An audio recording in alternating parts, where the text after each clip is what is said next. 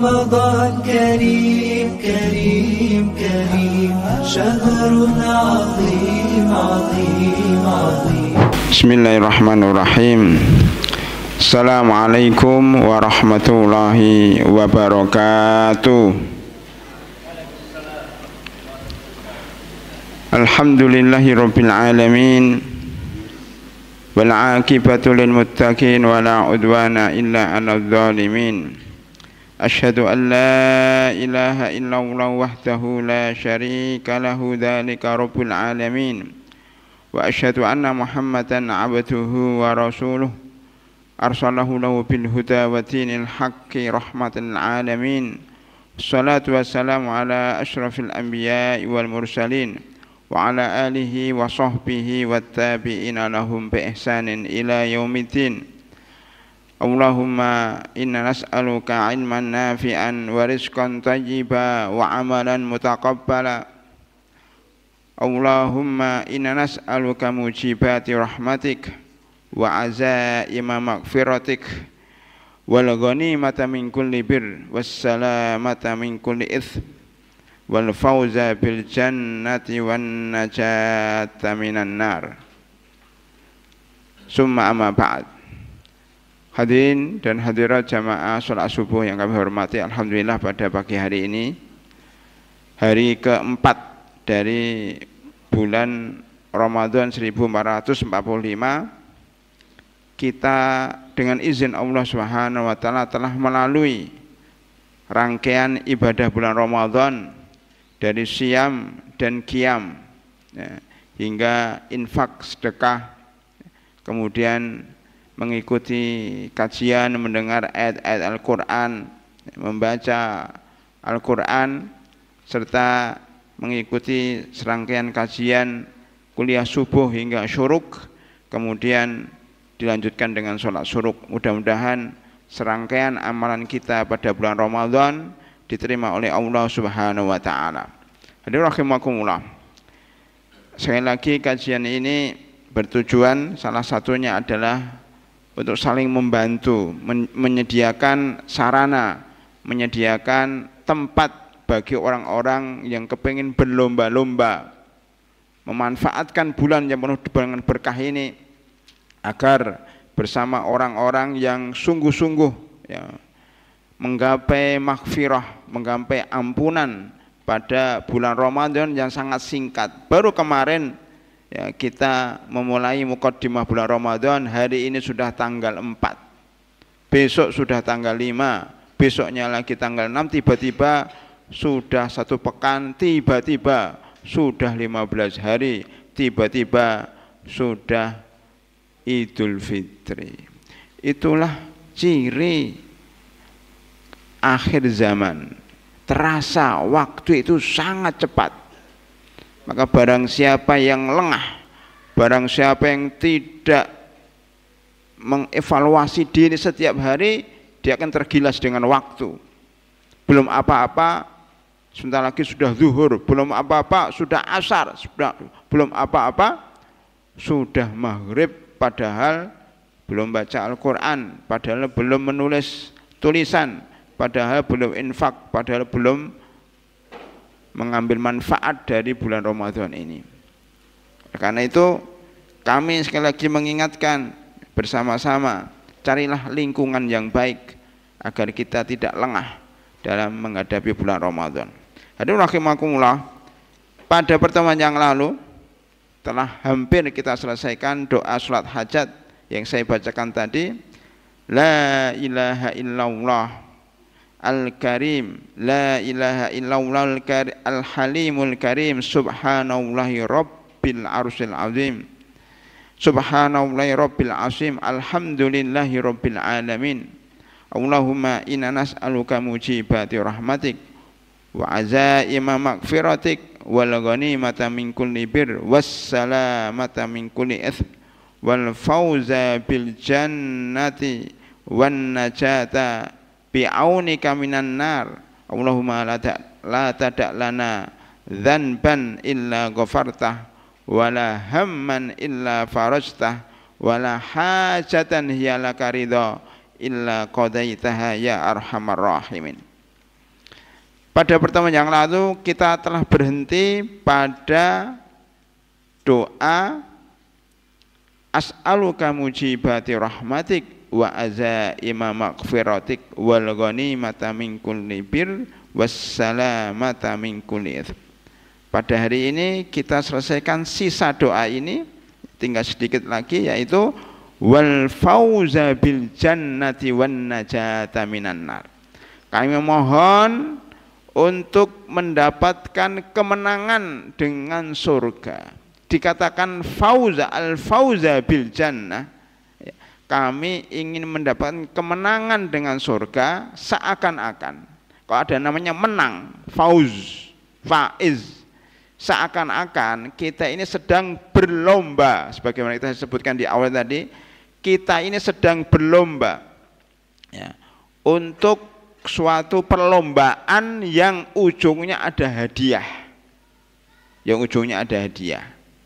makanya Rasulullah SAW menyebutkan al-fauza bil jannah, mendapatkan kemenangan yang hadiahnya surga. Di surga ini adalah hadiah dari Allah Subhanahu wa taala. Sebagai tambahan, para hadirin rahimakumullah, hari-hari ini orang berbicara tentang surga dan neraka. Di beberapa ya, medsos ya, mereka mempermasalahkan surga dan neraka. Masing-masing dari kelompok yang mengklaim dirinya ahli surga, pasti masuk surga. Kalau kelompok ini pasti masuk surga ya. Maka kemudian kelompok lain membalasnya dengan mengirimkan perkataan Rabi'ah al-Adawiyah. Rabi'ah al-Adawiyah ini seorang penyanyi wanita pada zaman dahulu di Mesir, yang kemudian bertaubat kepada Allah Subhanahu wa taala dan menjadi seorang sufiyah di Mesir, dan namanya diabadikan untuk nama sebuah masjid di tengah kota Mesir, dan mahasiswa Mesir hampir semuanya tahu namanya Masjid Rabi'ah Adawiyah ya, pertengahan kota Mesir ya. Rabi'ah Adawiyah ini menjadi viral karena kesufihannya, kezuhudannya terhadap dunia. Bahkan beliau itu beribadah karena cinta kepada Allah Subhanahu wa taala, bukan mencari imbalan, bukan mencari pahala. Maka salah satu kejadian yang sangat viral hingga sekarang adalah apa? Rabi'ah Adawiyah ini membawa ember ya, yang isinya air di tangan kanan dan membawa obor di tangan kiri ya. Ketika ditanya orang-orang sekitarnya, kenapa Anda membawa satu ember di tangan kanan dan obor di tangan kiri, mereka atau dia menjawab, Rabi'ah Adawiyah menjawab, saya kepingin memadamkan neraka dan ingin membakar surga. Loh kenapa? Karena orang-orang zaman sekarang, zamannya Rabi'ah Adawiyah, itu menyembah Allah karena mencari surga, dan takut berbuat maksiat karena takut kepada api neraka. Ini membuat tidak ikhlas kepada Allah Subhanahu wa taala ya. Banyak orang salut dengan perkataan Rabi'ah Adawiyah ini. Maka sebenarnya para hadirin rahimakumullah ya, walaupun kelihatannya indah ya, perkataan ini atau sikap ini, sebenarnya di dalamnya ada kesalahan. Apakah itu yang dimaksud oleh Rabi'ah Adawiyah atau tidak? Tapi perkataan seperti ini membuat orang salah paham. Bagaimana? Pertama, bagaimana seorang Rabi'ah Adawiyah membawa air satu ember untuk memadamkan api neraka? Jangankan memadamkan api neraka, memadamkan kebakaran ruko aja nggak bisa, satu ember ya, harus ada namanya damkar, pemadam kebakaran yang membawa beberapa truk ya, atau mobil, satu ember memadamkan neraka. Guyonan itu, nggak masuk akal. Dan ngapain dia harus memadamkan api neraka? Kemudian mau membakar surga dengan obor. Walaupun ini mungkin simbol, tapi tetap aja nggak benar. Kenapa enggak benar? Namanya ikhlas. Ya. Beribadah karena Allah itu bukan berarti tidak ingin imbalan. Itu salah kaprah. Manusia Allah ciptakan, ya, di dalamnya ada fitrah, senang dengan sesuatu yang indah dan benci terhadap sesuatu yang membahayakan. Itu sudah fitrah manusia. Jadi fitrah, kalau seseorang itu meminta surga, itu fitrah. Kemudian kalau orang itu takut dengan api neraka, itu wajar. Kalau kita memadamkan fitrah, ini berarti telah menyelisihi ciptaan Allah Subhanahu wa taala. Kemudian pernyataan dan pikiran semacam ini juga menyelisihi ratusan ayat Al-Qur'an. Ayat Al-Qur'an itu isinya tentang surga dan neraka. Banyak yang berisi tentang surga dan neraka. Belum ribuan hadis-hadis yang mensifati surga dan neraka. Belum asar para sahabat. Bagaimana salah seorang sahabat dalam perang Uhud, ya, ketika beliau makan kurma, ya, makan kurma sebelum berperang dan melihat di depannya orang-orang sedang berperang, dia tanya kepada Rasulullah, ya Rasulullah, seandainya saya maju perang, kemudian saya mati, apa balasannya? Rasulullah mengatakan surga. Ketika mendengar surga, langsung beliau tidak kuat untuk masuk ke surga itu, maka kurma yang ada di tangannya dibuang. Karena terlalu lama saya menunggu surga, harus makan kurma, kemudian masuk dalam medan perang dan terbunuh syahid. Jadi motivasi sahabat ini berperang di jalan Allah karena mencari surga. Makanya dalam surga itu ada bidadari. Jangan-jangan nanti ngapain pakai bidadari segala. Lah itu fitrah manusia. Makanya kalau orang nggak menikah, atau tidak mau menikah, tidak suka sama wanita, itu namanya orang tidak normal. Ya, tidak normal. Dan itu akan menghapus kehidupan manusia. Jadi Allah itu telah menciptakan manusia, menurunkan Al-Quran dan Sunnah itu sudah didesain begitu hebat sehingga nanti untuk keberlangsungan bumi ini. Makanya LGBT yang nikah laki-laki senang sama laki-laki, perempuan senang dengan perempuan, itu menghancurkan dunia. Kalau semuanya LGBT, maka dunia akan hancur karena tidak ada keturunan. Karena salah satu tujuan menikah itu selain untuk melampiaskan syahwat pada tempat yang halal, juga untuk menciptakan generasi.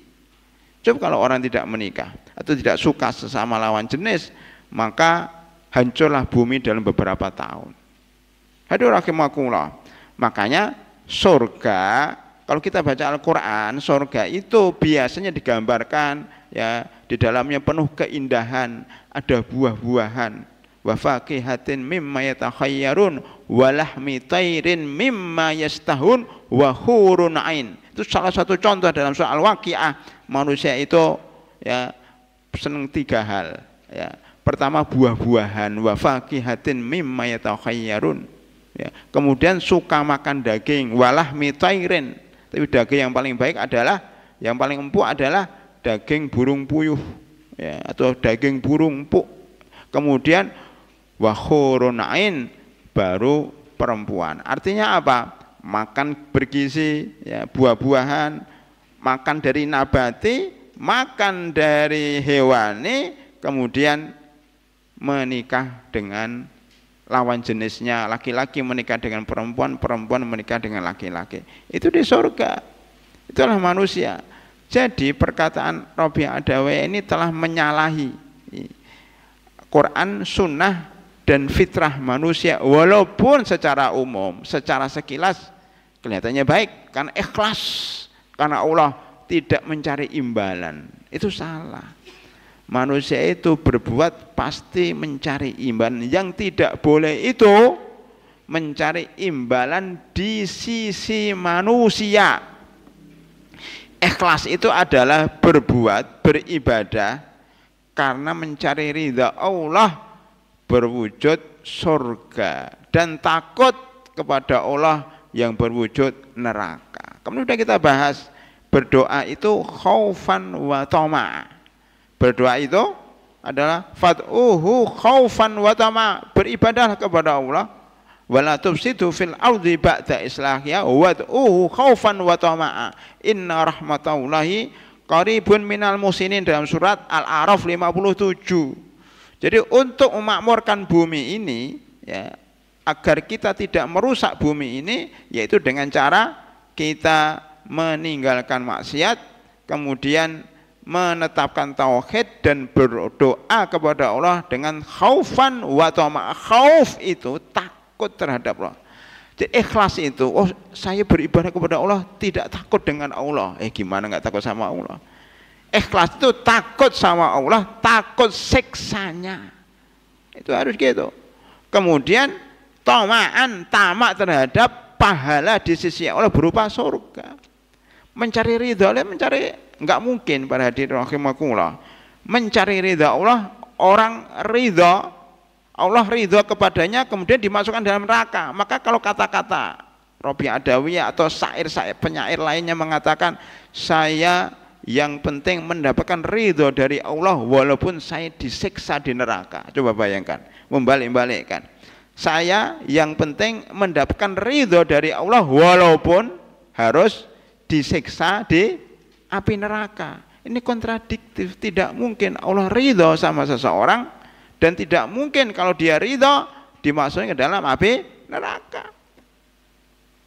Atau perkataan orang lain, atau mungkin masih perkataan Robi Adawiyah, untuk apa kita dapat surga kalau tidak diridhai oleh Allah Subhanahu wa taala? Bagaimana? Ya, dia berpikir seperti itu, enggak mungkin orang masuk surga kecuali yang diridhai oleh Allah Subhanahu wa taala. Intinya sikap seperti ini bertentangan dengan fitrah dan akal manusia. Semua manusia pasti suka surga. Semua manusia pasti takut sama api neraka. Itu jelas. Cuma salahnya, ya, salah orang sekarang itu mengklaim bahwa dirinya adalah ahli surga, kelompoknya adalah ahli surga, yang lain ahli neraka. Itu yang salah. Tidak mesti kebatilan dijawab dengan kebatilan yang serupa atau kebatilan yang lebih dahsyat. Jadi rahimakumullah, maka dalam hadis ini tetap ya kita lihat Allah Subhanahu wa taala melalui lisannya mengatakan wal fauza bil jannah, nas'aluka al fauza bil jannah. Ya Allah, saya minta kesuksesan berupa surga. Berupa surga. Makanya kalau orang tidak kusuma surga, tidak suka surga dan tidak takut api neraka, kenapa dia beli rumah? Kenapa dia beli rumah? Beli tempat tidur. Berarti kan kepengen nyaman. Dan kenapa dia menghindari hujan, menghindari api? Kalau seandainya dia tidak suka surga, ya jangan beli rumah. Tidurnya di tengah jalan. Kalau ada orang tidak takut sampai api neraka, ya bakar aja kaki dan tangannya. Mau enggak? Tentunya enggak mau, kan begitu. Jadi tolong perkataan ini jangan diambil, kita hanya mengambil dari Al-Quran dan Sunnah serta perkataan para sahabat yang menjelaskan bahwa fitrah manusia adalah suka surga dan tidak senang sama api neraka. Oleh karena itu dalam doa ini wal fauza bil jannah, ya Allah saya beribadah pada bulan Ramadan untuk mencari ridhamu yang terwujud dalam bentuk surga. Bahkan kalau di dalam surat Ali Imran 133 itu disebutkan wasari'u ila magfiratin mir rabbikum wa jannah. Lihat, bersegeralah, berlomba-lomba untuk meraih maghfirah, ampunan. Bukan hanya ampunan saja, ditambah surga. Jadi kalau kita diampuni oleh Allah, pasti masuk surga. Wa jannatin, bukan hanya surga titik. Lihat ini kalimat Al-Quran. Kalau kita tuh merenungi Al-Quran itu jadi benar insya Allah pemahamannya. Wa jannatin arduha as-samawatu wal ard. yang luasnya seluas langit dan bumi. Kenapa harus disebutkan luasnya? Jadi manusia itu fitrahnya itu suka tempat yang luas. Apa ada memangnya di dalam Al-Quran dan Sunnah mengatakan masuklah ke dalam surga walaupun sempit? Enggak ada ya. Surga sempit, orang enggak jadi masuk surga. Untuk apa di surga tapi sempit kan? Maka surga itu identik dengan luas. Kalau luas kan enak. Oleh karena itu di dalam hadis disebutkan salah satu rezeki, salah satu hal atau nikmat Allah yang diberikan kepada seorang mukmin adalah apa? Rumah yang luas, ya, kendaraan yang nyaman, rezeki yang halal, kan ada seperti itu. Memang ada orang yang suka rumahnya sempit 2x2. Ya, tetapi walaupun ya sunnahnya punya rumah yang luas, jika dimasukkan dalam rumah yang 2x2, insya Allah kuat. Ya, begitu para hadirin. Jadi itu sarana untuk beribadah. Kalau rumah yang luas, kita bicara surga ya, surga yang luas atau rumah yang luas, itu kan manfaatnya banyak. Bisa untuk tidur, bisa menerima tamu, bisa untuk tempat tempat-tempat buku, bisa menerima kerabat, bisa bermanfaat untuk orang banyak. Filosofinya di situ. Kecuali kalau rumah luas yang tidak terpakai, rumah luas yang sekedar untuk bangga-banggaan itu ya nggak boleh. Kendaraan nyaman itu juga di dalam hadis disebutkan kendaraan yang nyaman. Tujuannya apa? Tujuannya agar nyaman beribadah. Oleh karena itu para hadirin rahimakumullah, ketika musim haji Rasulullah Shallallahu Alaihi Wasallam hajinya jalan kaki atau naik kendaraan? Pertanyaannya, jalan kaki atau naik kendaraan? Halo? Nggak pernah haji ya? Naik kendaraan. Maka dulu waktu kami belajar di Madinah terjadi khilaf. Karena waktu di Madinah kita hajinya itu haji koboi. Tahu haji koboi? Haji gratisan, namanya mahasiswa masih kelas 1. Itu ikut kakak-kakak kelas. Hajinya jalan kaki dari masjid, karena nggak bisa nyewa nggak nyewa hotel, nggak bisa. Akhirnya hotelnya di Masjidil Haram. Dari Masjidil Haram jalan kaki ke Mina, ke Arafah, ke Musdalifah. Ya, itu jalan kaki lumayan jauh. Ya, karena nggak punya modal. Makannya pun di pinggir jalan, menggelar tikar. Ya. Katanya ini banyak pahalanya. Ya. Tetapi pada hadirin pahala itu dilihat dari sisi mana? Memang ya ada kaidah mengatakan ya al-ajru biqadril masyaqqah. Pahala itu sesuai dengan kepenatan, sesuai dengan tenaga yang dikeluarkan, effort yang dikeluarkan, tenaga, biaya yang dikeluarkan. Itu satu sisi. Sisi lain, jadi kalau lihat sesuatu itu dari banyak sisi. Sisi lain, ibadah itu juga perlu kenyamanan. Contoh yang baru saja terjadi ini, dari luar hujan, masuk masjid panas. Satu peristiwa bisa dilihat dari beberapa sisi. Pertama, hujan. Ini mau cerita aja, maksudnya biar biasakan diri untuk merenungi suatu peristiwa. Karena ulul albab, para cendekiawan itu adalah yang alladzina inna fi khalqis samawati wal ardi waqtilafil laili wan nahari laayatin wal. Jadi ulul albab itu orang yang bisa mengambil pelajaran dari sebuah peristiwa. Peristiwa pagi ini namanya hujan. Coba sekarang dipraktekkan untuk melihat mana yang lebih banyak pahalanya. Anda dari rumah, taruhlah ini yang bukan santri, ini bapak-bapak, ibu-ibu, dari rumah supaya banyak pahala Anda jalan kaki. Oke? Ya rumahnya jauh. Taruhlah Pasar Kecapi atau Puri Gading. Di sini ada yang dari Puri Gading atau mana, ya. Itu jalan kaki. Banyak pahalanya, banyak pahala.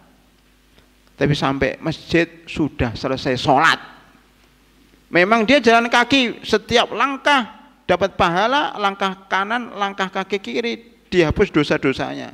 Tapi sampai masjid sudah selesai sholat subuh, dia kehilangan pahala sholat subuh berjamaah. Tidak bisa sholat sunnah rakaataini. Dapat satu pahala tapi kehilangan pahala lain. Maka saya setuju dengan orang yang mengatakan suatu ibadah itu akan menghapus ibadah yang lain. Ya, suatu ibadah itu akan menghapus ibadah yang lain. Ya kan? Contohnya, antum di masjid ini sedang beribadah, benar nggak?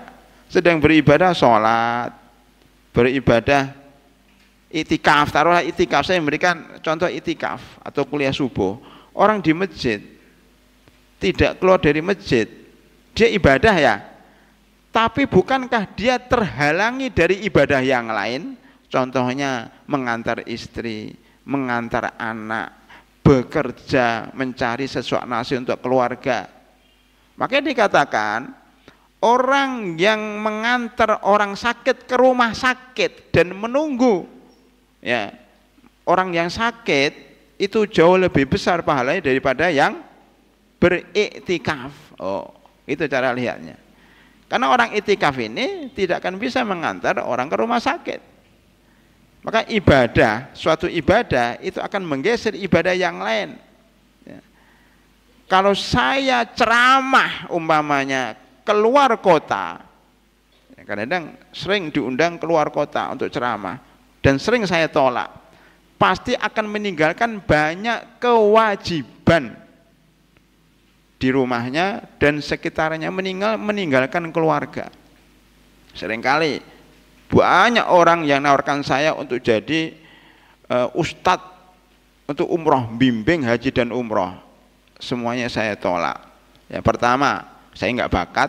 Kedua, kalau saya umroh umpamanya padahal gratis, bahkan diberi uang, itu kalau saya umroh 9 hari 10 hari pasti meninggalkan kewajiban-kewajiban lain selama 10 hari yang bisa saya kerjakan di Indonesia. Umpamanya seperti itu. Maka sebenarnya orang itu milih prioritas amal. Carilah amal yang pahalanya banyak, yang manfaatnya lebih banyak. Ya. Kajian ini juga banyak contoh. Mungkin nanti buku ini nggak nyampe, nggak apa-apa. Saya akan berikan contoh. Anda ngikuti kajian, ini banyak ibu-ibu yang tidak paham. Ya. Ikuti kajian, dia akan berpikir kalau saya ngikuti kajian pasti nggak bisa membaca Al-Quran. Makanya banyak ibu-ibu umum, kalau insya Allah di sini ibu-ibunya udah paham atau mahasiswi dan mahasiswanya. Kalau saya ikut kajian nggak bisa baca Al-Quran. Kalau baca Al-Quran tidak bisa ikut kajian. Sekarang antum ba'da subuh ini milih mana? Baca Al-Quran atau ikut kajian? Halo? Kenapa? Kan Ramadan bulan Al-Quran. Karena nggak baca Al-Quran, kenapa ikut kajian?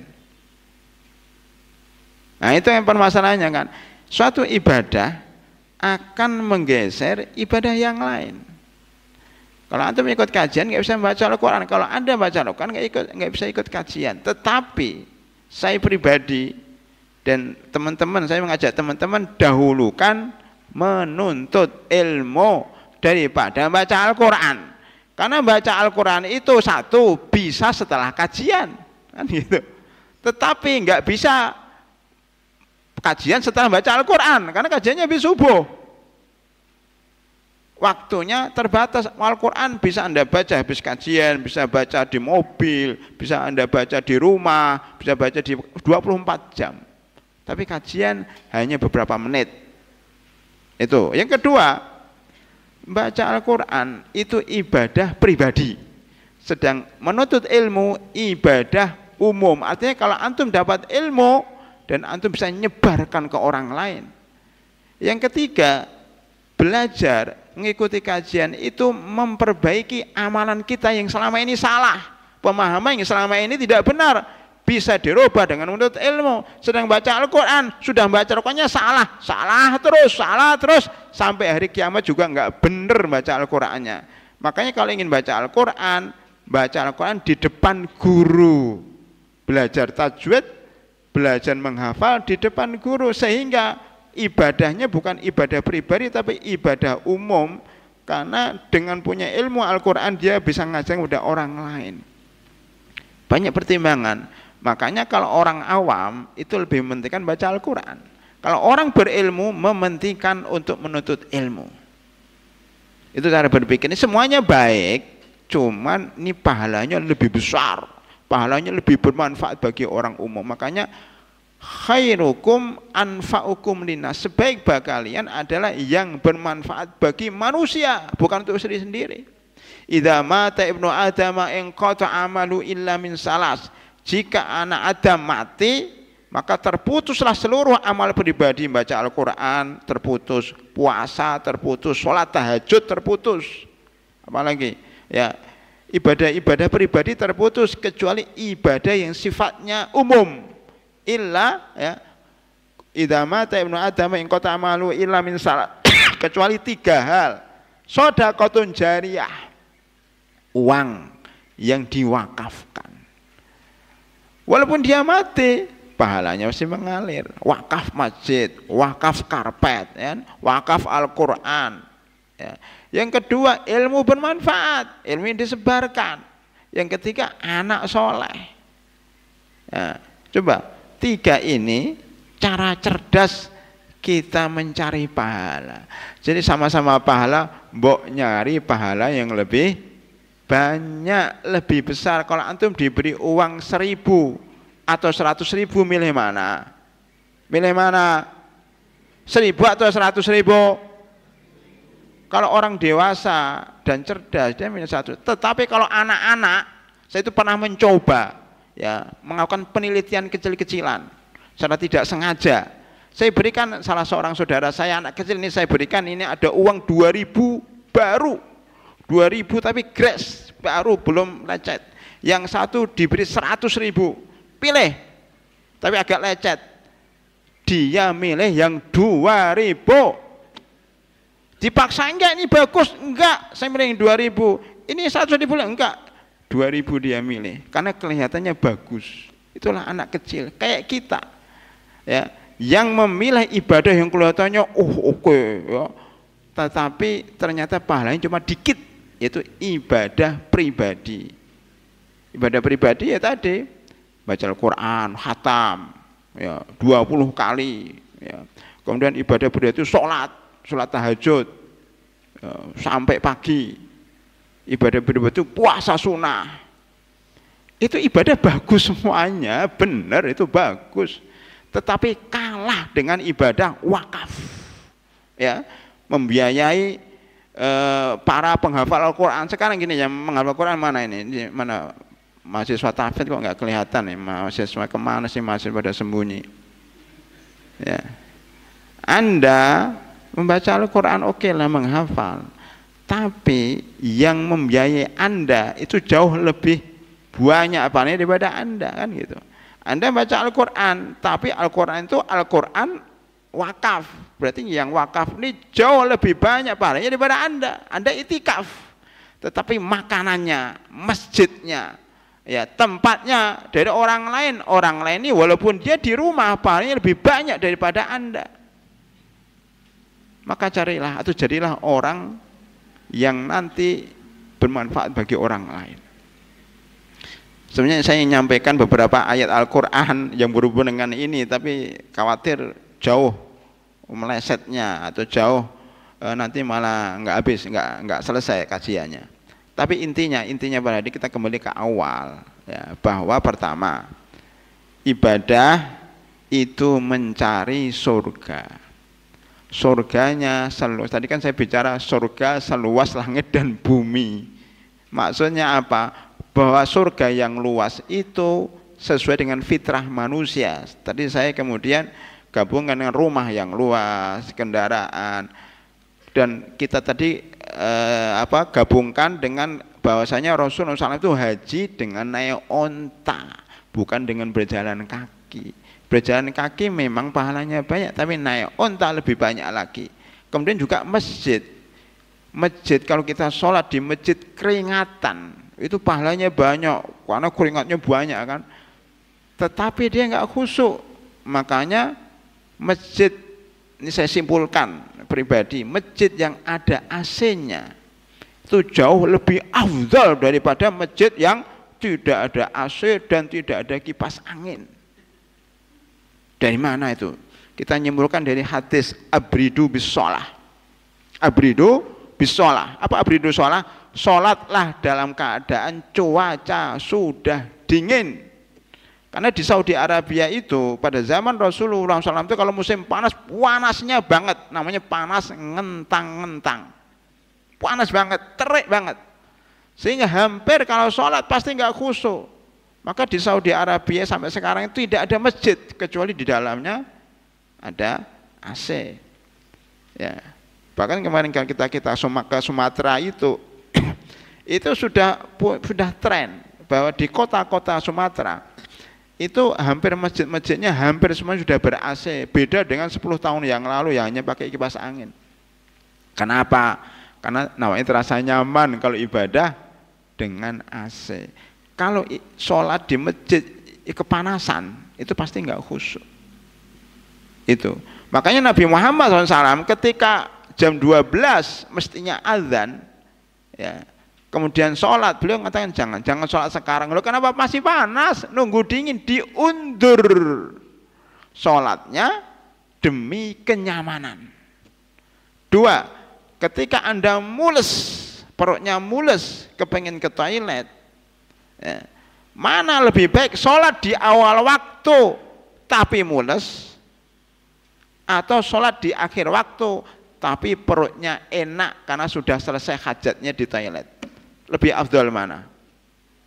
Lebih afdal sholat akhir waktu tapi khusyuk daripada di awal waktu tapi perutnya mules. Begitulah ajaran Islam. Jadi nyari kenyamanan, nyari yang lebih banyak pahalanya, sama-sama berpahala. Ya, tapi pahalanya lebih banyak orang yang diakhirkan sholatnya berjamaah dan diakhirkan sholatnya karena sudah selesai hajatnya. Oleh karena itu enggak tepat kalau orang itu kalau subuh-subuh, sering saya dapatkan di musola-musola itu, wadzan 15 langsung qomat. Loh kan awal waktu Ustaz, langsung qomat. Padahal jamaahnya cuma 3. Kenapa awal waktu? Salah, nunggu sampai jamaah banyak.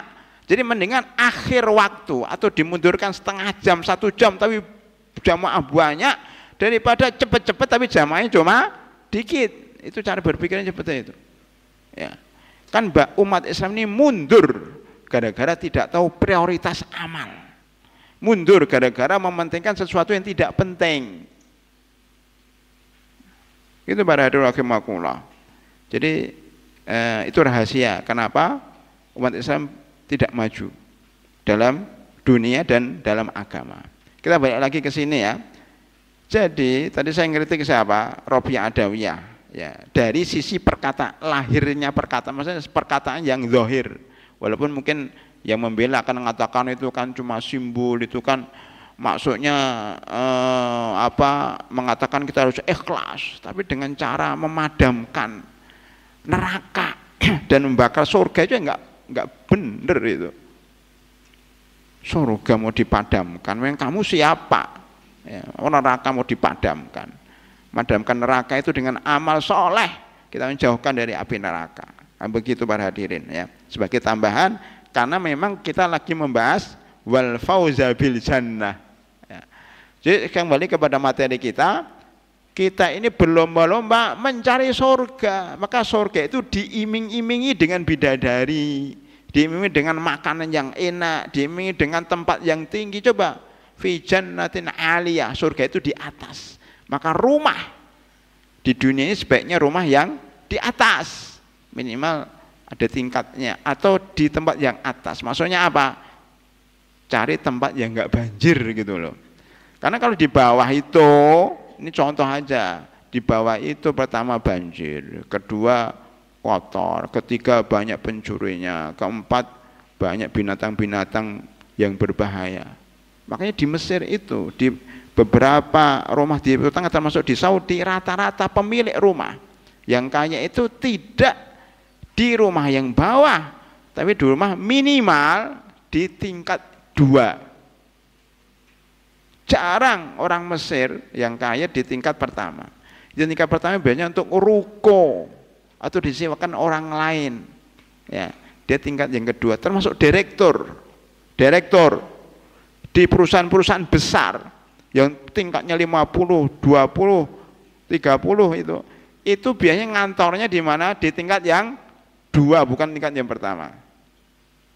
Yaitu filosofi fi jannatin aliyah, di surga yang tinggi. Dan beberapa riwayat atau perkataan para ulama lebih selamatnya, nanti orang itu kalau di surga, kalau tidur itu ada kayak lift gitu ya, semacam lift, dia naik, masuk ke lift terus naik, seret, terus tidurnya di atas bukan di bawah. Itu filosofi. Dan mulia itu di atas bukan di bawah. Maka masjid yang paling baik adalah masjid yang di atas bukan di bawah. Ya, kenapa masjid di atas? Karena mulia. Kenapa enggak di bawah? Kalau di bawah, atas untuk tempat pertemuan, aulanya taruh atas, masjid di bawah itu enggak pas. Secara fikih enggak pas. Para ulama mengatakan, sebagian mengatakan enggak boleh. Kok kita masjid atasnya untuk pertemuan. Tapi kalau masjidnya di atas seperti Al-Islam ini dan bawahnya untuk pertemuan, itu masih oke, masih dibolehkan. Walaupun di sebagian masjid saya dapatkan kemarin, itu dari atas pindah ke bawah. Kenapa? Karena jamaahnya semuanya orang tua. Saya bilang boleh juga kalau lihat dari sisi itu, dengan catatan atas jangan banyak dipakai untuk macam-macam. Ya itu bolehlah dari sisi itu, karena memang banyak yang tidak bisa naik tangga. Hadirin rahimakumullah, itu wal fauza bil jannah, yaitu mendapatkan kemenangan, hadiahnya surga. Wa fi fabidzalika falyatanafasil mutanafisun, dalam surah Al-Mutaffifin. Untuk surga ini kita harus mengejar nyari surga, termasuk bulan Ramadan ini. Yang kedua, wan najata bi'aunika minan nar. Ya Allah, saya kepingin selamat dari api neraka dengan bantuanmu. Surga dan neraka. Lihat surat Ali Imran 185. Ini salah satu ayat ya untuk menguatkan pendapat ini dan membantah pendapat yang mengatakan tidak perlu surga, tidak perlu cari surga, dan tidak usah takut sama api neraka. Lihat di sini. A'udzubillahi minasyaitonirrajim. Ali Imran 185. Kullu nafsin dha'iqatul maut. Setiap jiwa pasti mati. Kenapa disebut mati? Supaya orang itu persiapan. Itu loh. Aksiru min dzikri hadhimil ladat, perbanyak menyebut sesuatu yang menghancurkan kenikmatan, yaitu kematian atau sakit. Wa innama tuwaffawna ujurakum yaumal qiyamah. Sesungguhnya pahalamu itu akan didapat sempurna di surga. Oleh karena itu para hadirin, kalau kita di dunia ini ya bekerja gajinya dikit, bekerja gajinya dikurangi, kadang-kadang bekerja enggak digaji, ya, jualan enggak dibayar, atau ada yang mengambil barang kita, atau utang enggak dibayar, itu biasa dalam kehidupan dunia. Pasti ada kedzaliman, pasti ada kekurangan. Kalau ingin sempurna, ya di surga. Mencari keadilan di dunia sangat sulit. Carilah keadilan di akhirat. Wa innama tuwaffawna ujurakum yaumal qiyamah. Ya, kebaikan itu tidak akan hilang. Kebaikan itu tidak akan hilang, dan Allah tidak akan menyia-nyiakan kebaikan kalian. Walaupun orang tidak melihat, walaupun orang tidak memuji Anda, enggak usah khawatir, Allah Maha tahu. Wa innama tuwaffawna ujurakum yaumal qiyamah faman zuhziha anin nar. Barang siapa yang diselamatkan dari api neraka, wa udkhilal jannah, dimasukkan dalam surga, faqad faz. Loh, jadi hadis ini keterangan daripada surat Ali Imran 185. Barang siapa yang dijauhkan dari api neraka dan dimasukkan dalam surga, sungguh telah menang, sungguh telah sukses. Jadi dari sini kesuksesan yang tepat, kesuksesan yang sempurna adalah masuk surga dan selamatkan dari neraka.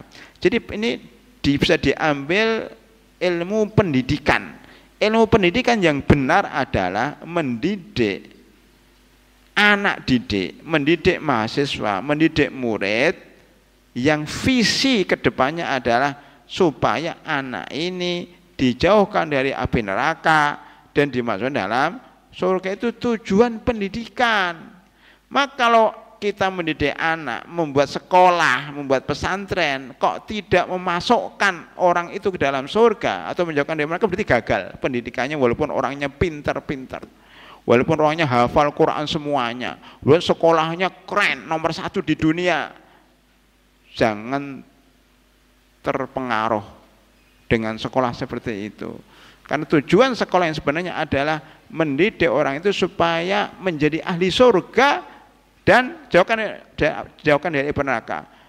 Daripada sekolah membuat orang itu masuk neraka, mendingan enggak sekolah tetapi anak itu masuk surga. Gitu loh. Kalau sekolah buat orang masuk api neraka, ngapain? Mendingan enggak sekolah tapi masuk surga. Bagus lagi kalau sekolah tapi masuk surga. Itu filosofinya. Wa mal hayatud dunya illa mata'ul ghurur. Sesungguhnya kehidupan dunia ini adalah kehidupan yang menipu. Kesuksesan, maksudnya kesuksesan dunia itu kesuksesan yang menipu. Orang ini sukses, profesor menipu, doktor menipu. Jangan tertipu dengan gelar-gelar. Wah, ini pejabat, ini presiden, ini gubernur, ini wali kota, menipu semuanya. Ya, itu kesuksesan yang menipu. Dia kaya, menipu. Kesuksesan yang menipu. Maka kesuksesan yang hakiki adalah masuk surga. Enggak apa-apa, enggak jadi presiden tapi masuk surga. Daripada jadi presiden tapi masuk neraka, kan gitu. Enggak apa-apa jadi orang miskin tapi masuk neraka daripada orang kaya tapi masuk. Enggak apa-apa jadi orang miskin tapi masuk surga daripada kaya tapi masuk neraka. Bagus lagi kita jadi presiden dan orang kaya masuk surga daripada rakyat biasa miskin masuk neraka. Jadi gitu para teologi mengelola. Oleh karena itu kalau mau digabung itu yang paling baik adalah pemimpin kaya masuk surga daripada rakyat miskin masuk neraka. Kan ada itu kisah Ibnu Hajar al-Asqalani. Ini masih pembahasan kita antara surga dan neraka ya. Suatu ketika dia orang Yahudi miskin lagi. Yahudi miskin, mendingan Muslim tapi kaya.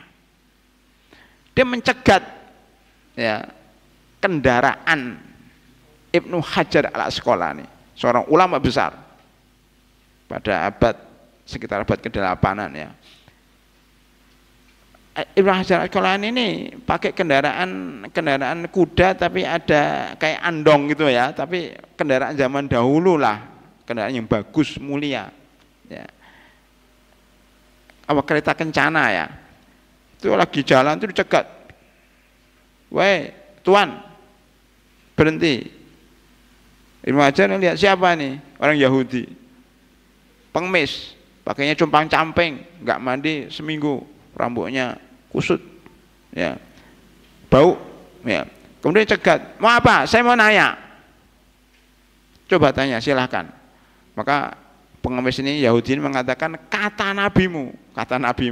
Saya mendengar nabimu berkata, macam Nabi Muhammad SAW, bahwa dunia ini adalah surganya orang kafir dan penjaranya orang beriman. Tapi kenyataannya, kata orang Yahudi kepada Ibnu Hajar ini, kenyataannya saya orang kafir, miskin. Kamu orang beriman, kok kaya dan naik kereta kencana. Bagaimana penafsirannya? Bagaimana Mas Ibnu Hajar mengatakan, wahai orang Yahudi yang miskin, ya, maksudnya bukan itu, maksudnya bahwa surga dunia ini adalah surganya orang kafir, adalah bahwa orang kafir itu tidak punya aturan. Orang kafir itu berbuat semau-maunya, ya, seakan-akan dia di surga. Enggak ada aturan, di surga itu enggak ada aturan, kan mau makan apa saja semuanya ada, ya, enggak tahu aturan halal dan haram, ya. Sedangkan yang dimaksud dunia adalah penjaranya orang beriman, bahwa orang beriman itu di mana-mana ada aturan, seakan-akan dia di penjara. Loh, Anda memahami perkataan Ibnu Hajar itu nggak akan paham-paham sampai mati, kecuali kalau antum sudah merasakan penjara kayak apa. Jadi manfaat masuk penjara adalah bisa memahami perkataan Ibnu Hajar ini dan bisa memahami perkataan Nabi Yusuf alaihissalam, dan bisa memahami peristiwa Nabi Yusuf alaihissalam. Rabbis sijnu ahabbu ilayya mimma yad'unani ilai. Ya. Bagaimana rasanya di penjara? Minimal mahasiswa dan mahasiswa yang di pesantren agak mirip-mirip dikit lah, kan namanya pesantren juga. Ini pesantren tingkat pertama, ini pesantren tingkat kedua. Jadi penjara itu kayak pesantren, banyak aturannya. Bangun, maunya taruh di pesantren al-Islam maupun RTUM, Rumah Tafid Umatul Mukminin, bangunnya harus jam 3. Enak-enak tidur bangunkan. Kalau nggak mau bangun, nggak bangun dipukul. Sehingga terpaksa bangun padahal enak-enak tidur. Ya namanya aturan di pesantren, tanda kutip di penjara seperti itu. Ya. Kemudian paginya harus ke masjid. Kalau nggak ke masjid nanti dihukum. Maka terpaksa ke masjid walaupun ngantuk-ngantuk. Kan gitu. Habis itu ada kajian wajib lagi, ya, nggak boleh ikut, kalau nggak boleh tidur di kamar, harus ikut kajian sampai selesai. Begitu seterusnya aturannya dari pagi sampai malam. Orang Islam di dunia itu seperti itu juga, dari pagi sampai malam ada aturan. Sholat subuh, sholat zuhur, sholat asar, sholat maghrib, sholat isya. Sekarang Ramadan nggak boleh makan dan minum. Masa makan minum nggak boleh dari fajar sampai maghrib, apa-apaan ini kan kalau orang umum seperti itu. Tapi orang Islam ini penjara, ya. Dunia ini penjaranya orang beriman, ya, banyak aturan, banyak pembatasan. Makan aja nggak boleh, minum aja nggak boleh, kan uang saya sendiri kan begitu. Kalau orang kafir mau makan, mau minum, mau berzina, mau merampok, terserah. Itu penafsiran bahwa al-jannah ad-dunya sijnul mu'min wa jannatul kafir. Itu nggak salah hadisnya sahih. Surga itu, dunia itu surganya orang kafir dan penjaranya orang beriman. Walaupun, nah gini, walaupun orang beriman itu seakan-akan dipenjara karena banyak aturan, tidak menafikan kalau dia kaya. Justru orang kaya itu, nah ini saya balik-balik lah ya. Justru orang kaya itu karena terbiasa ikut aturan. Jadi orang-orang yang nggak kaya-kaya itu karena dulunya ya nggak ikut aturan, nggak disiplin maksudnya gitu. Walaupun tidak semuanya ya, tapi secara umum begitu ya. Karena kadang-kadang kaya dan miskin itu bakat, ya bakat, rezeki gitu. Orang udah rajin, sudah disiplin tapi miskin. Orang malas-malas tapi kaya, ada kayak gitu. Cuman kita bicara aturan manusia secara umum, orang yang sukses, baik sukses berilmu, sukses kekayaan, sukses jadi pejabat, itu rata-rata karena disiplin dari awal. Dia bersungguh-sungguh, coba dari kecil sudah sekolah, dari sebelum TK, ya anak usia dini, TAUD atau PAUD itu sudah sekolah, itu calon orang kaya dia bilang. Jadi kalau anak sejak kecil sekolah, dia calon orang kaya, calon pemimpin. Kalau dari kecil nggak sekolah, itu calon orang miskin dan calon rakyat biasa. Itu kan ada tanda-tandanya. Kalau dia rajin sekolah sebelum TK, kemudian sekolah TK, kemudian sekolah SD, sekolah SMP. Nah, ini kan perjalanan panjang. Ini kan penjara semua ini, karena aturannya ketat. Kemudian dia sekolah SMA. Lah rata-rata, enggak semuanya. Orang yang berhenti sampai SMA aja, ini sebagian enggak kaya. Karena belum menyelesaikan penjaranya. Kan penjara itu harus lanjut, SMA, lanjut lagi perguruan tinggi. Ya, lanjut lagi di penjara lagi. Ya, perguruan tinggi sarjana ya strata 2, S2, penjara lagi. S3 sudah selesai, enggak cukup, penjara lagi. Jadi hidupnya memang dari penjara ke penjara. Tapi ini calon orang sukses. Karena hidupnya apa? Dari kecil sampai besar di penjara terus. Gitu para hadirin. Penjara dalam arti kata dibatasin hidupnya, disiplin. Lah, lingkungan yang paling baik untuk disiplin adalah sekolah. Dari TK sampai paling tinggi. Makanya kami menyarankan mahasiswa-mahasiswi itu sekolahlah, mumpung Anda masih muda, setinggi-tingginya Anda masuk penjara. Bahkan kalau perlu bayar itu penjara. Saya masuk penjara, berapa bayarnya? Begitu. Nyari penjara yang gratis. Ya di sono penjara yang gratis. Kalau penjara yang berkualitas yang bayar, tapi akan diarahkan. Ya, tahu nggak, penjara gratis itu nggak seindah yang kita bayangkan. Karena ini gratisan. tidak ada apa namanya? Tidak, apalagi kalau penjaranya dipaksa. Kamu misalnya kamu masuk penjara umpamanya, dipaksa. Makanya enak penjara dipaksa gratis atau enak penjara bayar? Enak penjara bayar, kan bisa milih. Oh, ini kurikulumnya bagus, ini nanti punya ijazah ini, walaupun bayarnya mahal nggak apa-apa, tapi kan nanti jadinya begini, yang ini gratis atau digratiskan. Kamu masuk penjara, wajib masuk penjara gratis, sudah kamu masuk aja. Dia nggak bisa milih, harus ke sana, harus ke sana, harus ke sana.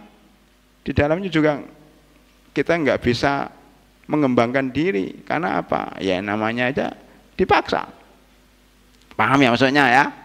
Bahwa satu, ini saya baru bicara masalah Ibnu Hajar tadi, bahwa ad-dunya sijnul mu'min, dunia ini penjaranya orang beriman memang benar. Makanya orang yang sering ya disiplin seakan-akan di penjara, dia akan sukses. Berakit-rakit dahulu, berenang-renang kemudian, bersakit-sakit dahulu dalam aturan-aturan yang ketat, makan sukses. Makanya mahasiswa-mahasiswi yang jauh dari orang tuanya, yang jauh dari keluarganya untuk belajar biasanya sukses. Orang yang enak-enak di rumah ya, tidak sekolah biasanya tidak sukses. Makanya para hadirin kalau ingin sukses, sekolah lagi. Sekolah lagi. Sekolah itu tidak mesti S1, S2, S3. Sekolah itu maksudnya belajar, baik formal maupun non formal, termasuk kuliah subuh ini sebenarnya sekolah, tapi non formal, sekolah yang tidak mengikat.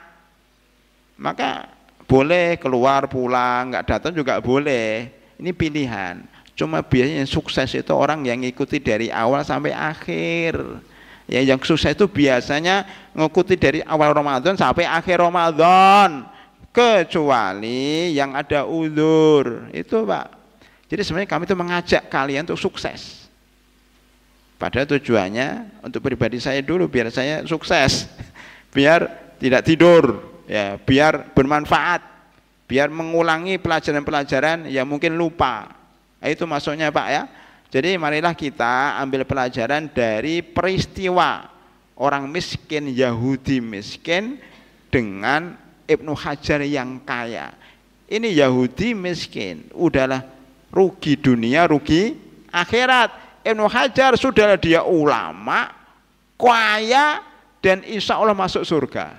Enak mana? Jadi Yahudi miskin atau ulama yang kaya? Pilih mana? Pilih mana Bara? Pilih yang ini. Nanti kapan-kapan ya kalau ada waktu akan saya sampaikan 2 ayat yang saya dapatkan di pesantren ya, tanda kutip, dan ayat itu saya sampaikan kepada teman-teman yang lain. Kalau antum ingin sukses, baca surat An-Nahl ayat 75-76. Nah, itu mengingatkan kita ya untuk jadi orang yang bermanfaat bagi orang lain, minimal 2. Jadi pemimpin dan jadi orang kaya.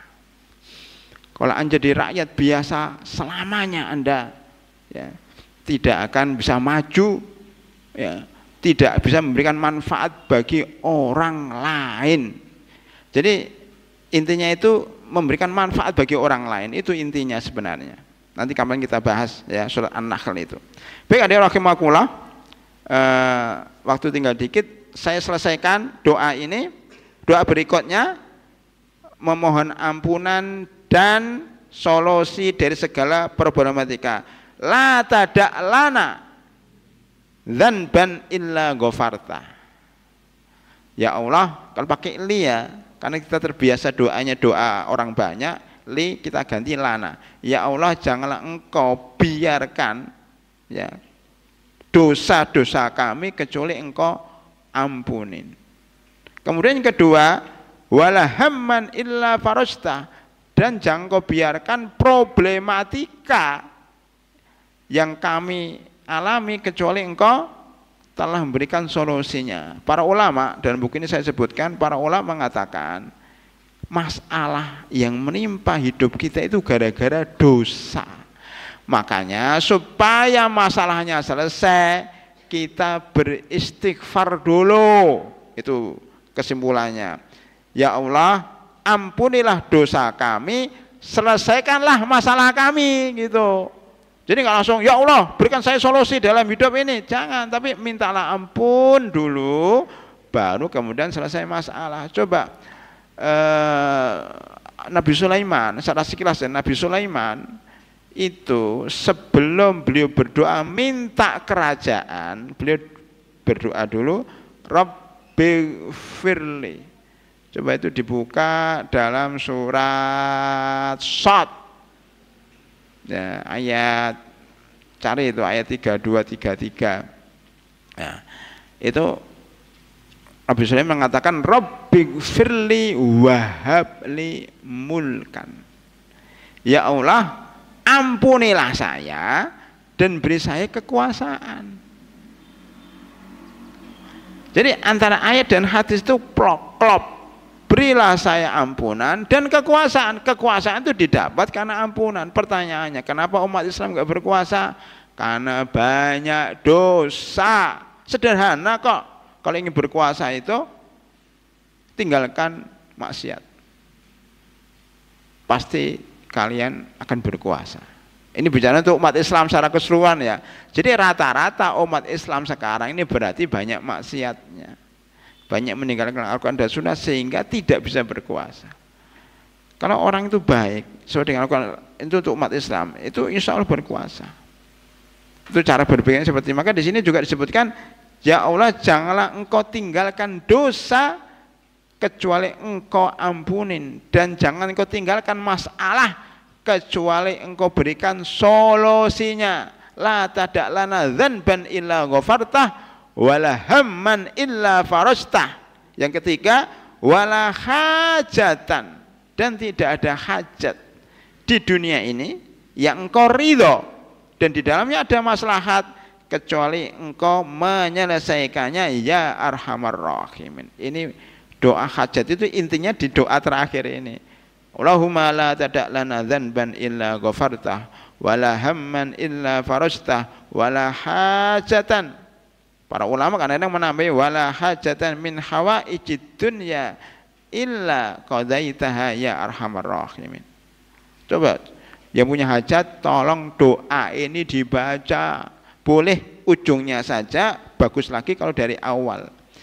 La ilaha, pertama wudu yang baik, sholat, habis sholat sunnah 2 rakaat, membaca, ngangkat tangan, menghadap kiblat, membaca la ilaha illallah al-halimul karim subhanallah rabbil arsyil azim alhamdulillahi rabbil alamin. Allahumma inna nas'aluka mujibati rahmatik wa azaima maghfiratik wal ghanimata wal ghanimata min kulli bir wassalamata min kulli its wal fauza bil jannati wan najata minan nar. Allahumma la tada' lana dzanban illa ghafartah wala dainan illa qadaitah wala hamman illa farajtah wala hajatan fid dunya illa qadaitaha wa yassartaha ya arhamar rahimin.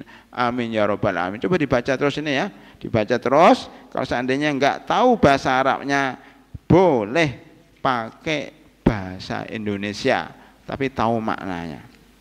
Demikian para hadirin rahimakumullah, 4 pertemuan kita bisa menyelesaikan doa yang pertama, yaitu doa sholat hajat. Mudah-mudahan pertemuan yang besok kita sudah mulai masuk kepada bab kedua, doa perbaikan agama, dunia dan akhirat.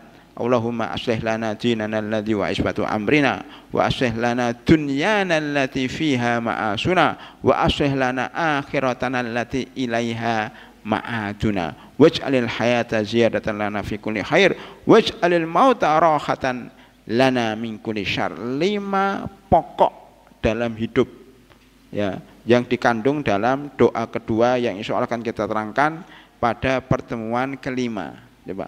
Pertemuan kelima berisi 5 pokok dalam kehidupan ya, perbaikan agama, perbaikan dunia, perbaikan akhirat, minta keberkahan hidup dan minta istirahat dengan mati. Ada 5 yang perlu kita bahas. Wallahu a'lam bishawab.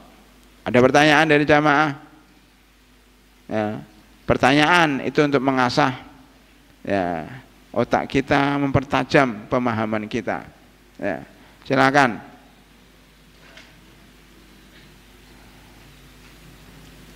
Ada pertanyaan? Ya, silakan, Ustaz. Ya.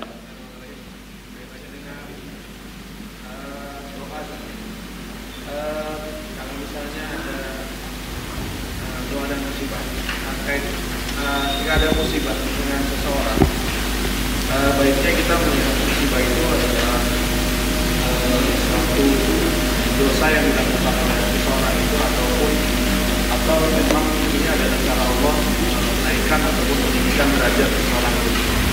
Saya kira menyikapinya seperti apa? Ini sering ditanyakan oleh jamaah. Apakah musibah itu karena dosa atau karena ujian? Tinggal kita lihat orangnya yang kena musibah itu. Orang yang sedang diuji oleh Allah itu dilihat.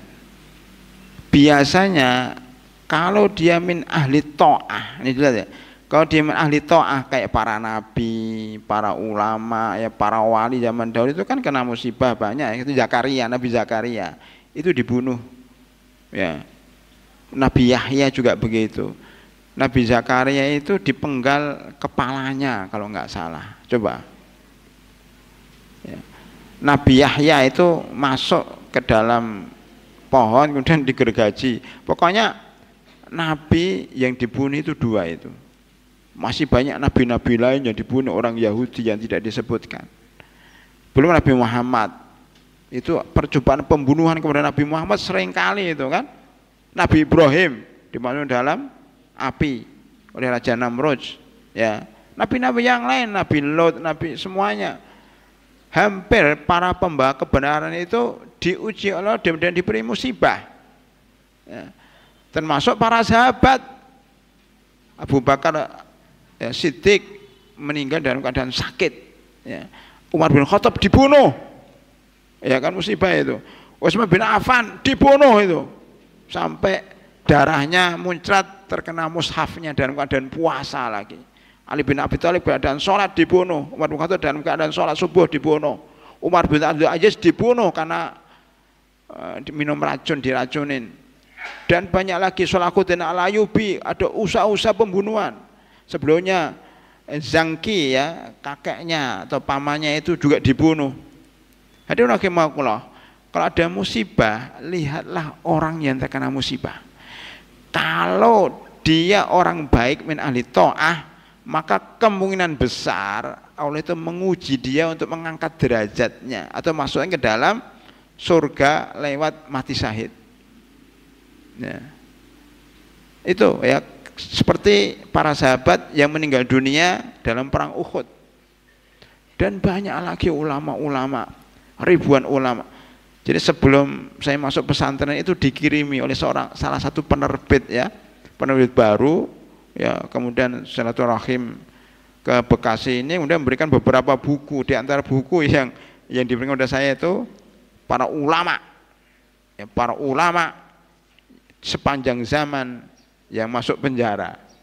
Nah, itu tanda-tanda kamu juga akan masuk katanya. Jadi diberi buku dulu, walaupun dia nggak niat, tapi itu isyarat secara tidak langsung dari Allah. Para ulama yang masuk penjara. Saya baru baca berapa lembar itu. Ya, sekarang bukunya masih ada. Ada rahimahullah. Ya. Itu menunjukkan bahwa dia diuji. Tetapi kalau dia min ahli maksiat, seperti kaum Ad, kaum Samud, ya, kaum Lut, ya, kaum Syuaib, itu kan kena musibah. Qarun, Fir'aun, kan kena musibah. Itu musibah karena dosa. Fakullan akhadna bidzambihim. Setiap dari mereka itu kami hancurkan karena dosa. Jadi lihat dulu Pak ya.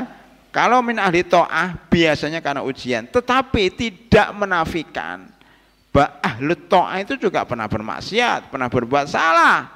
Contohnya para sahabat dalam perang Uhud. Para sahabat ini kan orang-orang baik, tapi kan ada maksiatnya. Umpamanya yang kelihatan pasukannya turun dari gunung karena nggak taat sama Rasulullah karena musibah. Para sahabat ya perang sendiri itu kan kadang ada kesalahan pribadi yang menyebabkan munculnya musibah itu. Jadi kadang musibah itu dalam diri seseorang ada dua. Satu memang untuk kafaratuz dzunub, menghapus dosa-dosa. Yang kedua meningkatkan derajat. Itu yang paling enak begitu. Kalau dalam musibah ada dua. Maksiat supaya maksiatnya dihapus, dosanya dihapus oleh Allah, sekaligus meninggikan derajatnya. Apalagi kalau dia sabar di dalam menghadapi musibah. Itu sikap kita kalau terkena musibah, istighfar, mungkin banyak dosa, tapi yakin ini untuk mengangkat derajat kita ya di dunia dan di akhirat kalau dilalui dengan yakin dan sabar. Wallahu a'lam bishawab. Makanya terus evaluasi, terus introspeksi. Baik, silahkan Ustaz. Kaitannya dengan yang Robiat tadi, ada salah seorang tokoh mantan ketua FPI yang mengatakan beragama tanpa korikoh itu kering. Beragama tanpa thariqah kering. Kering kerontang maksudnya. Musim hujan, musim kemarau. Dia mengatakan seperti itu. Kan pernyataan yang benar apa salah? Kalau menurut pribadi saya nggak tepat. Biarlah, kan gini ya. Dalam memahami agama itu kan pemahaman orang beda-beda. Kita silahkan, masing-masing punya pemahaman masing-masing. Tapi kalau ditanya kepada saya, apakah setuju? Kalau saya nggak setuju. Ya. Kenapa? Karena pemahaman beragama itu dasarnya Al-Quran dan Sunnah. Ya. Kalau sesuai dengan Al-Quran dan Sunnah, insya Allah nggak kering. Justru kering itu kalau jauh dari Al-Quran dan Sunnah. Apa itu namanya? Mau thariqah, mau madrasah, mau apa. Jadi sebenarnya thariqah itu hanyalah sebuah sarana untuk beragama. Seperti gini loh, seperti kalau kita ingin belajar masuk pondok, pondok itu sarana. Apakah pondok itu baik atau tidak? Tinggal pondoknya kayak apa. Thariqah itu baik atau tidak? Ya thariqahnya seperti apa? Sebenarnya jadi gini, thariqah itu kan buatan manusia, maksudnya istihadnya seseorang. Kadang-kadang gini, sahibut thariqah itu mungkin baik pendirinya, tapi bawah-bawahnya ini yang kemudian merubah ya apa yang jadi tujuan thariqah itu. Jadi kalau boleh memisalkan, thariqah itu seperti madrasah, seperti madhab. Cuma thariqah itu dalam hal mungkin akhlak, ya, cara beragama, ya, zuhud, berzikir. Ada yang mengatakan thariqah zikir. Jadi zikir aja beda-beda. Oh, zikir gaya thariqah ini, zikir gaya thariqah ini. Ya silakan aja. Nanti ada maksurat itu zikir yang dibuat oleh fulan, ada nanti zikir yang dibuat oleh fulan lagi. Makanya itu seperti madhab dalam fikih.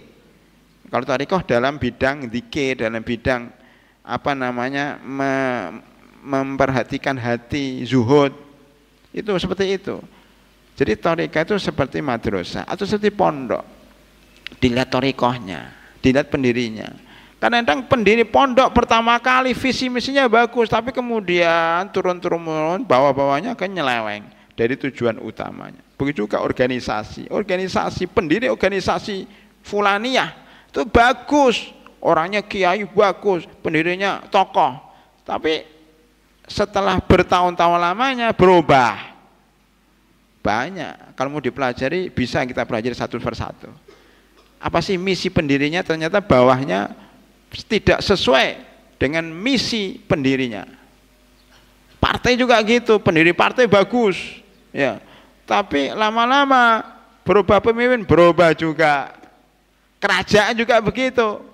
Kerajaan umumnya kerajaan di Andalus ketika sudah dipegang oleh Daulatul Muwahhidin, ya, Daulatul Murabitin yang dipimpin oleh Yusuf Tasafin itu. Saya pernah ke Maroko itu. Itu kan sudah bagus, tapi sudah bisa mengusir pasukan salib. Tapi ketika turun temurun akhirnya berubah, akhirnya kalah, termasuk kerajaan Demak. Pendirinya bagus, ya, Raden Fatah. Tapi kemudian punya anak, salah satunya Trunojoyo itu. Ya, kemudian nyeleweng, akhirnya perang saudara, akhirnya pindah kerajaannya, runtuh, pindah ke Pajang runtuh, pindah ke Mataram. Makanya hancur, Mataram juga jadi apa? Aslinya bagus. Maka thariqah itu mungkin pendirinya bagus, tapi kesininya udah banyak berubah. Ya, makanya thariqah itu salah satu cara seseorang untuk mensucikan diri. Tapi lihat caranya kayak apa. Kalau caranya benar, kalau caranya salah. Kita lihat dulu thariqah apa dan cara beribadahnya kayak apa. Kalau zikir sambil joget-joget itu nggak benar. Kalau isinya seperti itu, maka boleh kami katakan thariqah Mahat al-Islam umpamanya, atau thariqah Mahat yang lain, atau thariqah pensucian jiwa dengan cara kuliah subuh.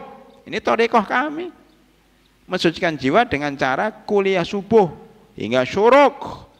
Orang boleh setuju, boleh enggak. Ada thariqah habis subuh baca Al-Quran 1 juz, itu thariqah, silahkan. Tapi kami memilih thariqah habis sholat subuh kajian sampai syuruk. Di masjid lain habis subuh baca Al-Quran sampai syuruk, ya. Di tempat lain habis subuh tidur sampai syuruk karena malamnya tahajud, kan gitu mbak, tahajud.